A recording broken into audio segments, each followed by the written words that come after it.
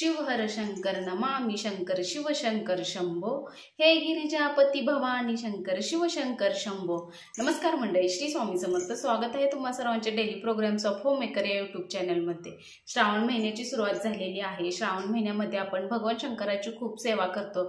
कोणी शुलीलामृत पारायण करतो, कोणी रुद्राभिषेक करतं, तर काही जण सोमवारी उपवास करून व्रत देखील करतात।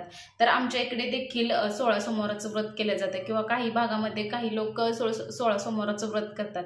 तर आमच्या भागामध्ये कसं केलं जातं, काय पद्धत आहे आणि मी हे व्रत केलं होतं, तर ते कसं करायचं हेच मी तुम्हाला आजच्या व्हिडिओमध्ये सांगणार आहे। तर चला व्हिडिओला सुरुवात करूया। तर पहिला सोमवार, श्रावण महिन्यातील पहिला सोमवार तर झालेलाच आहे आणि व्हिडिओ थोडा लेट येत आहे, त्याबद्दल माफ करा। आमच्याकडे काय करतात, एकतर पहिल्या श्रावण महिन्यातील पहिला सोमवार किंवा मग श्रावण महिन्यातील शेवटचा सोमवार, या सोमवारपासून या 16 सोमवाराच्या व्रताची सुरुवात करतात। तर कसं करतात, एकतर खडी साखर खाऊन किंवा मग चुरम्याचा प्रसाद असतो, जे आपण गहू असतं, गव्हाच्या पिठापासून तो केलेला असतो चुरम्याचा प्रसाद, तर त्या प्रसाद ग्रहण करून हा उपवास केला जातो। तर आता समजा शेवटच्या सोमवारी मी जेव्हा केलं होतं तेव्हा श्रावण महिन्यातील शेवटच्या सोमवारी पकडलं होतं हे व्रत। तर सोमवारी आपण शुचिर्भूत व्हायचं आणि त्यानंतर देवाला जायचं। देवाला जाताना आपल्याला भगवान शंकरांना काय आवडतं ते माहीतच आहे, तर बेलपत्र, तर बेलपत्र घेऊन जायचे आहेत। तर आमच्या इथं कसं आहे, भगवान शंकरांची पिंड आहे, त्याच्याबरोबर नंदी आहे आणि गणपती आहे। शक्यतो सगळ्या गावांमध्ये असंच असतं, काही ठिकाणी वेगळं असेल, काही ठिकाणी वेगळं, पण आमच्या गावामध्ये तर असंच मंदिर आहे। आणि मग मी पहिल्या सोमवारी नारळ देखील घेऊन गेले होते। तर अगोदर गणपती बाप्पांची पूजा करायची, गणपती बाप्पांची हळदी कुंकू भस्म लावून पूजा करायची। त्याच्यानंतर अक्षदा घ्यायच्या आहेत, अखंड 5 अक्षदा घ्यायच्या आहेत।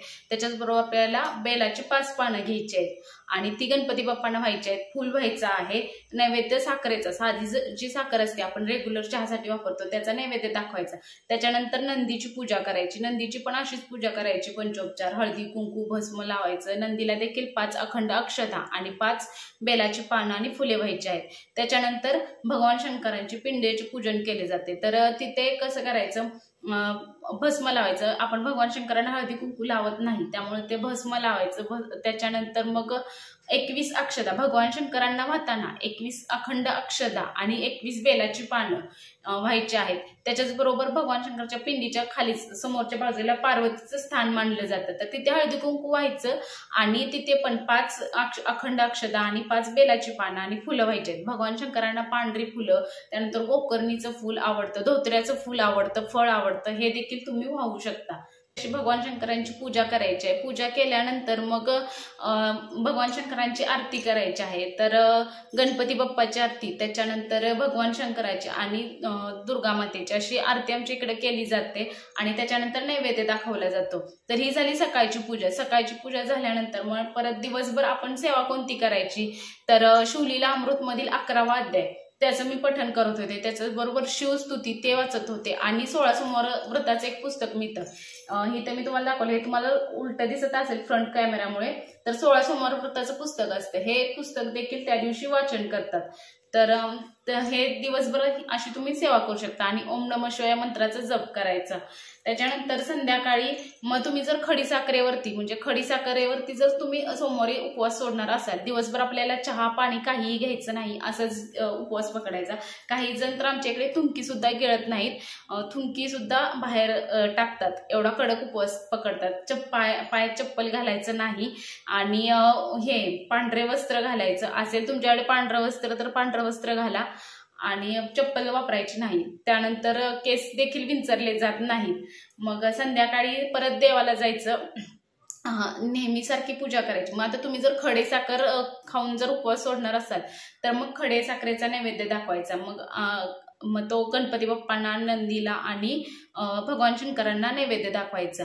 त्याच्यानंतर मग जर समजा तुम्हाला खडे साखर खाऊन जमत नसेल खडे साखरेवरती, तर मग गव्हाचं जे पीठ असतं त्याच्या छोट्या छोट्या चपाती बोलतात आमच्याकडे, तर ते चपात्या बनवायचे असतात। ते पीठ पण पूर्वी तर लोक जात्यावरती, म्हणजे जेव्हा माझी आजी पकडायची तेव्हा ती जात्यावरतीच दळायची आणि मग ते गाईची शेणी असतात त्याच्यावरती भाजून मग त्याचा चुरमा, गुळाचा पाक करून मग त्याचा चुरमा केला केला जायचा आणि मग त्याचे 3 लाडू बनवले जायचे। मग एक भाग गाईसाठी, एक भाग देवासाठी आणि एक भाग आपल्यासाठी, असं 3 भाग लाडूचे त्या केले जायचे आणि त्याचा नैवेद्य दाखवला जातो। काही ठिकाणी दुधावरती देखील केला जातो, संध्याकाळी फक्त दूध पिलं जातं। पण आमच्या भागामध्ये तर असंच आहे, एकतर चुरम्याचा तो प्रसाद नाहीतर मग खडीसाखर याच्यावरती केलं जातं। आणि मी 2 वेळा केले होते, सोमवार दोन्ही वेळेस मी खडीसाखरेवरतीच केले होते। तर मग संध्याकाळी देवाला गेल्यानंतर नेहमीसारखी देवपूजा करायची आणि मग खडीसाखरेचा नैवेद्य दाखवायचा। तो दाखवल्यानंतर मग संध्याकाळी घरी आल्यानंतर सगळ्यांना तो प्रसाद वाटप करायचा आणि आपण खडीसाखर घ्यायला म्हणजे खडीसाखर खायला जेव्हा बसणार तेव्हाच आपण काय असेल ते पाणी प्यायचं एकाच वेळेस, म्हणजे परत नंतर पाणी प्यायचं नाही, काही नाही। एकदा आपण खडीसाखर खाल्ली की नंतर संध्याकाळी परत तुम्ही पाणी प्यायचं नाही आणि काही नाही। मग दुसऱ्या दिवशी अशा पद्धतीने सोमवारचा दिवस जातो। त्यानंतर मग दुसऱ्या दिवशी मंगळवारी सकाळी भाताचा तांदूळ असतो, आपल्या घरी जो वापरतो तो तांदूळ, त्या तांदळाचा भात करायचा असतो। मग तुम्हा एक वाटी करा किंवा एक पेला, फुलपात्र, एकच माप ठेवायचं। जर मंगळवारी तसा करायचा तर एक फुलपात्र किंवा एक वाटी किंवा एक पेला अशा पद्धतीने माप घ्यायचं आणि मग तो भात बनवायचा। मंगळवारी भात बनवल्यानंतर आणि त्यात मीठ घालायचं नाही, नॉर्मल भात बनवायचं, मीठ घालायचं नाही। आणि दही, ताजं दही लावायचं, दही भातावरती घालायचं आणि ते घेऊन परत देवाला जायचं। मग देवाला जायचं, मग सर्वप्रथम गणपती बाप्पांची पूजा करायची।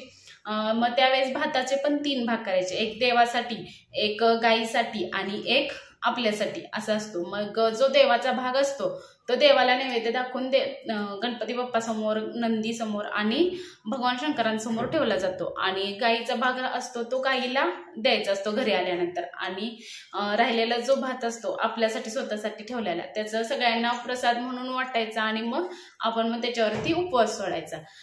तर अशा पद्धतीने आमच्या इकडे 16 सोमवाराचे हे व्रत केले जातं। तर समजा सोमवारी मासिक धर्म आला किंवा सुतक आलं, विटळ आलं तर तो आपण बेरजेत धरायचा नाही, तर तो सोमवार असाच सोडून द्यायचा। उपवास करायचं, सगळं नेहमीसारखं करायचं, तो दुसऱ्याकडून सगळं नैवेद्य वगैरे सगळं दाखवून घ्यायचं आणि मग उपवास सोडायचा। पण त्या दिवशी म्हणजे रेग्युलरच करायचा उपवास, जसा करतो तसा।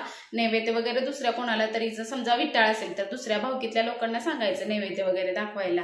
आणि सुतक जरी असेल तरी तसंच करायचं। आणि समजा जर मासिक धर्म वगैरे असेल तर मग दुसऱ्या कोणाला तरी सांगायचं की बाबा नैवेद्य करून दाखवून या म्हणून देवाला, आणि मग तो आपण ग्रहण करायचा। पण तो सोमवार आपण बेरजेत धरायचा नाही, असे 16 सोमवार करायचे। 16 सोमवार झाल्यानंतर मग 17व्या सोमवारी ते सोमवाराचं उद्यापन केलं जातं। तर ब्राह्मणाकडून आमच्या इकडे उद्यापन करून घेतले जातात। मग त्या उद्यापनासाठी देखील चुरम्याचाच प्रसाद केला जातो आणि तो प्रसाद म्हणजे कोण मापटभर, शेरभर असं जे माप असतं त्याच्यानुसार ते प्रसाद केला जातो। तर अशा पद्धतीने आमच्या इकडे 16 सोमवाराचं व्रत केलं जातं। व्हिडिओ कसा वाटला हे कमेंटमध्ये नक्कीच सांगा। आणि तुम्ही जर 16 सोमवारचं व्रत करणार असेल तर अशा पद्धतीने तुम्ही 16 सोमवारचं व्रत करा। आणि तुम्हाला जर काही शंका असेल तर कमेंटमध्ये मला सांगा, मी तुमच्या शंकेचं निरसन करेन। व्हिडिओ आवडल्यास व्हिडिओला लाईक आणि चॅनलला सबस्क्राईब करायला विसरू नका। भेटू पुन्हा एका अशाच व्हिडिओसोबत। श्री स्वामी समर्थ।